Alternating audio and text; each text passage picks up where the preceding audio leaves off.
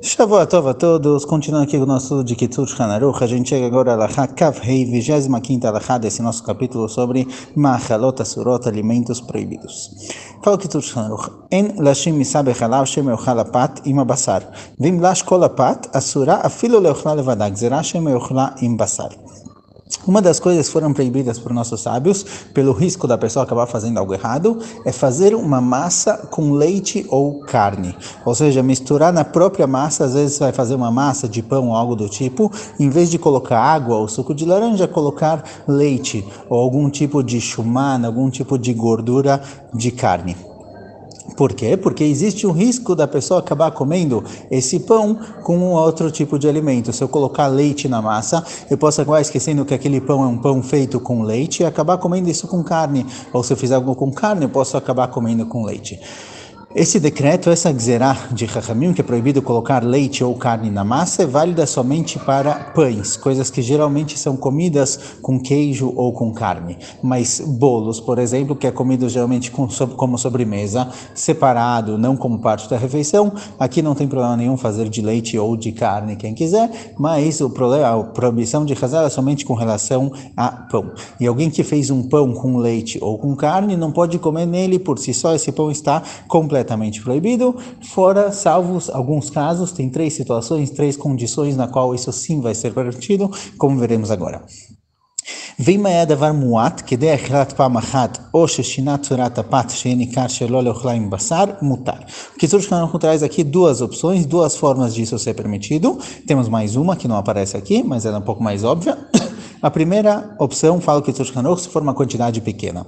Se é uma quantidade pequena que a pessoa vai comer só em uma refeição, tem quem diga aqui mesmo que vai comer em um dia, já é suficiente. Já que uma quantidade pequena, que eu preparei um pão para comer no café da manhã, por exemplo, preparei um pão para comer no almoço, não tem o risco de sobrar pão e eu acabar comendo numa outra refeição, é algo que eu vou comer na própria refeição para a qual eu preparei, ou naquele dia, pelo menos, que não tem o risco de eu acabar esquecendo, nesse caso não tem problema. Então, embora Chazal decretaram que é proibido colocar leite ou carne na massa de pão, caso seja uma quantidade pequena, não tem problema. Uma quantidade pequena significa algo que vai ser comido na própria refeição, ou de acordo com alguns posquim, naquele mesmo dia, e não no dia seguinte. Outra opção, que eu faço um formato especial. Eu vou fazer esse pão com uma forma especial para ser reconhecível que tem algo diferente. E aí quando eu ver esse pão desse formato diferente, eu vou pensar, peraí, o que é isso que aconteceu aqui? Ah, é de leite, certo? Ou é de carne. Isso vai me lembrar que tem leite ou carne misturado. Isso a gente vê muito em mafiot, em padarias aqui em Israel. Tem nas burecas, por exemplo, as burecas que elas são recheadas, tem burecas recheadas com queijo, tem burecas recheadas com batata. As burecas são recheadas com queijo, elas são ou em formato triangular ou em formato de meia-lua. Triangular é com massa folhada, meia-lua é com massa normal, e as que não são de leite, as que são de batata, elas são em formatos de quadrado ou retângulos. Então, um formato diferente também permite. Embora burecas não seja totalmente igual, porque se não coloca o queijo na própria massa, mas mesmo assim, toda a kashrut meadrina aqui em Israel obriga que as burecas de leite tenham um formato específico, triangular ou meia-lua. Essas são as 2 opções que traz o Kitzur Shulchan Aruch, ou uma quantidade pequena, ou um formato especial que me lembre que tem aqui leite. A terceira opção é quando o leite é visível, quando o queijo é visível. Por exemplo, numa pizza, eu vou fazer uma massa, colocar queijo em cima, mesmo que aqui eu tenha uma massa de pão que ela tem queijo misturado, o queijo ele é visível, não tem risco, não tem erro, não tem chance de eu acabar comendo isso com carne porque eu esqueci que é de leite, já que o queijo é claramente visível. Então, nessas 3 opções, uma quantidade pequena, tem um formato especial ou o queijo é visível, nesses casos sim pode colocar leite na massa. Assim também, se for com leite ou se for com carne, é exatamente a mesma coisa. Vem lefot shum pat in gvina ou basar betanud dechashin Hashem yazuv minachema ou minashuman tachat apat. Também não se deve assar um pão junto com algo de leite ou junto com algo de carne no mesmo forno, pelo risco de acabar escorrendo um pouquinho do leite ou da carne para o pão. E aí o pão vai virar um pão de leite ou um pão de carne, por isso não deve se assar o pão juntamente com leite ou carne, para não entrar justamente na mesma gzerá. E se a pessoa por acaso colocou para assar um pão no mesmo forno, ao mesmo tempo, com algo de carne ou com algo de leite, e essa comida de carne ou leite vazou um pouco, escorreu um pouco e acabou chegando até o pão foi assado com carne e com leite, ele tem exatamente o din que a gente viu nessa halakha, que se for uma quantidade pequena, ou se tiver um formato especial, ou se é visível a carne ou leite, aí tudo bem, se não, esse pão está proibido. Halakha 26. פת שפיים צלי בתנור אחד, אם היה תנור סתום והצלי מגולה, אסורה הפת לאוכלה בחלב. אבל אם הצלי היה מכוסה או שהיה תנור פתוח, והוא תנור גדול כתנור שלנו, מותר. Outro din que temos com relação a comidas parve, não necessariamente pão, mas com comidas parve e comidas de leite. Ele fala aqui sobre pão por causa do caso específico que ele está tratando, mas isso é válido para leite e carne também. Se eu quero fazer algo parve em uma panela de carne, por exemplo, ou em um forno de carne, não tem problema nenhum, certo? Como a gente viu já nas halachot anteriores, de acordo com o costume ashkenazi, eu não posso fazer algo parve numa panela de carne para misturar com leite depois e vice-versa.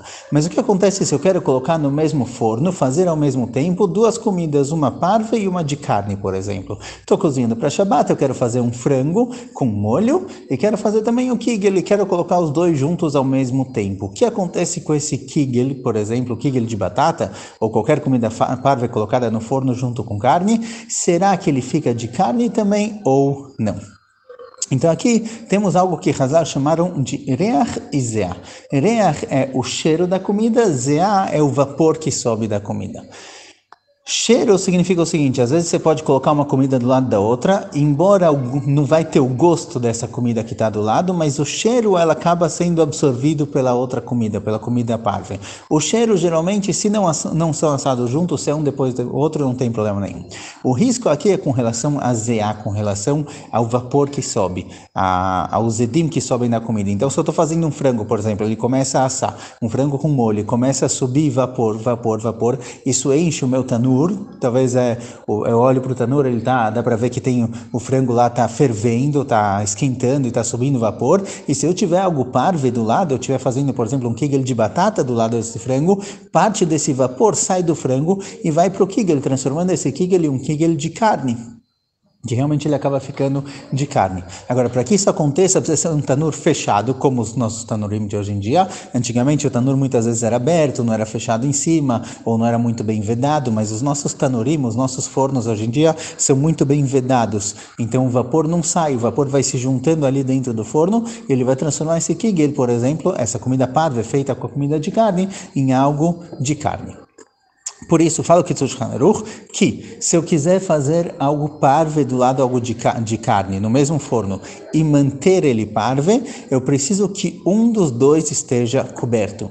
Ou que a carne esteja coberta para que o vapor não saia, ou que o parve esteja coberto para que o vapor não chegue até ele. Se um dos dois estiver bem coberto, certo? Não só uma cobertura bonitinha, bem coberto, hermeticamente coberto para o vapor não sair da carne, ou para o vapor não entrar na outra comida, essa comida não é considerada de carne, ela é considerada como se ela foi feita num forno de carne, mas ela não é realmente de carne. Então, se eu comer ela, eu posso comer leite depois, ou ao contrário, se ela for feita com algo de leite e eu comi carne, eu vou poder comer essa comida como parve depois de comer carne. Mas se os dois estavam abertos, e é um forno como o forno de hoje em dia, que ele é bem fechado, bem vedado, essa comida se torna de carne ou de leite, dependendo do que estava sendo feito junto. Mesmo